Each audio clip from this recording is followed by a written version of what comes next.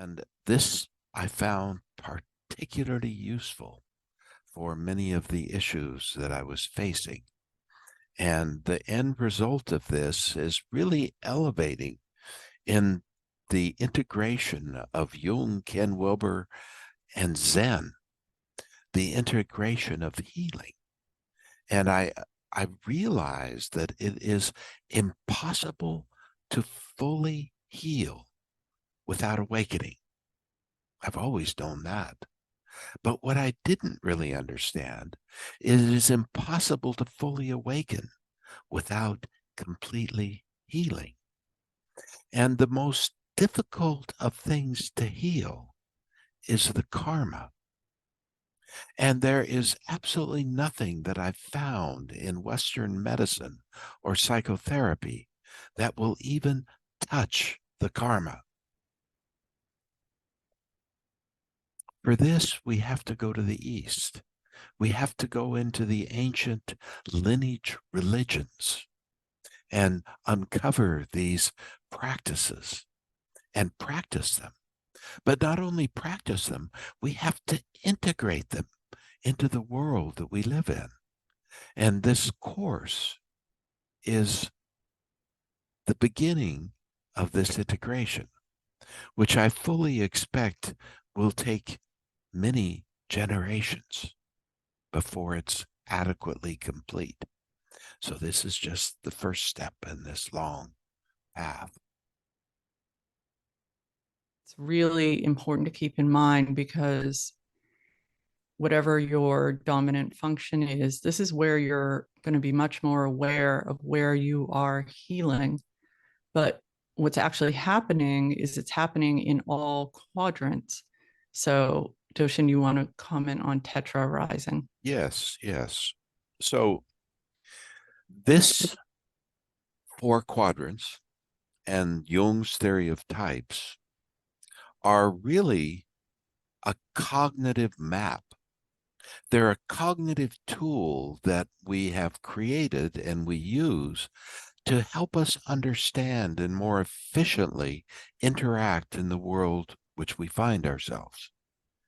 So if something arises in the lower left quadrant of the collective interior, the culture, it is tetra arising. There's an aspect of it simultaneously arising in all quadrants. Do is, and this, I mean, you can spend years on this if you choose. We're just quickly going to reflect and make notes or whatever you want. Like, can you really identify significant family ancestral karma before you were born? Even, a few words. Do you see patterns? What do you identify? Also, in every single chakra, we're going to look for unusual events or trauma in your life from the time you were in the womb to 6 months.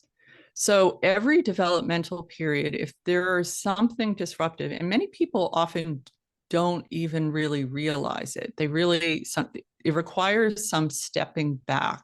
Like, did something strange happen? Did something unusual happen? Was a parent sick or lost work? Or did we have to relocate? I mean, there's all kinds of things that you might not have thought much about, but these really impact the child. If you're in the womb and something happens with your mother, it impacts the child. So this is, and when we're doing this, so normally when I work with people, I'm spreading this out over a long period of time. And one of the big things we say is, you know, everyone I work with uh, has a meditation practice. So part of that is because we're developing the ability to ultimately to witness without any reactivity, which is going to require many years, but in the meat of practice. But in the meantime, it's actually building up the capacity to be able to not with great reactivity even look at this material. Belonging and protection to a developing child. You belong to the group. You're protected by the rules and the guardrails of the group. We all need very clear rules, defined roles, and guide rails. Now, interestingly enough, there's a deep interconnection between the root chakra and the heart chakra. If there is no safety, if I don't feel safe, the heart cannot open. The heart stays closed. Devotion is hugely important in Vajrayana and Tibetan Buddhism. Devotion is so key, and this is something that's often like abandoned or left out in often, I would say, like green adaptation of Buddhism. Community, forgiveness, and grief. So for your heart to open, you really need to forgive everyone and everything that needs to be forgiven, including yourself. And you need to grieve everything that needs to be grieved. And that's not just death, that can be grieving ways that we have outgrown, situations we have outgrown, our youth, everything that needs to be grieved. And it's moral indoctrination.